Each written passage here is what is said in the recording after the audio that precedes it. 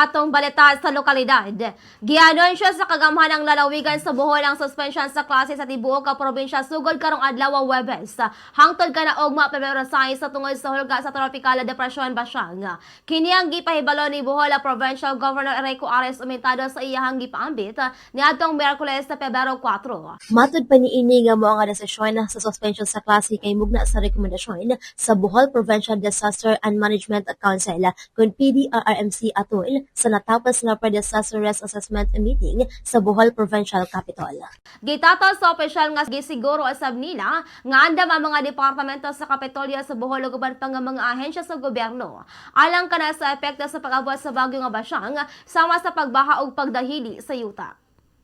Diya si Governor Ares mo report sa atong himong meeting sa mga kadagkuan o sa mga kalanglayang ahensya kabahin aning preparasyon sa umabot na bagyo na Basyang. And sa among paghinabi, ugma pohon o Bernes, no? Walay klase tungod kay atong likayan ang mga hulga para sa atong mga kabataan o sa mga estudyante na mahilayo sa mga disgrasya, no? Kibawta ng maong hangin, dili tanto kusog, but grabe ang uwan. So ang likayan mao ang flooding o ang mga landslide. So mao na gi-cancel na to ang mga klase. Dugang paniini nga nagmando asaba sila sa suspension sa biyahe nga pandagat, ilabi na sa paglabang padulong diri sa Sugbo aron madikayan ang mga aksidente sa kadagatan subay na usab sa koordinasyon sa Philippine Coast Guard.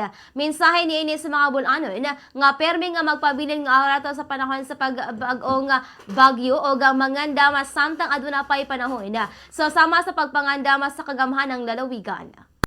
And of course, ang pagbiyahe paingon sa Sugbo, malikayan po na tungod kay i-cancel pod ang mga trips matod sa taga Coast Guard. And hinaot ko na subaybayan nato ang dagan sa panahon, but mao pa na ang atong mga gituki and ready na ang tanan mga ahensya sa kalanglayang national government na partner sa probinsya in terms of naay umabot na kalamidad, and ang atong PDRMO o ang ubang LGUs ato na pong ipaandam sa umabot na bagyo. So I hope na safety ang tanan sa atong pagpahibaw, pagpangandam mo ay importante aron gayud na malikayan ang disgrasya sa atong mga pamilya. So ang dugang pamahayagan ni Bohol Governor Enrico Ares Umentado.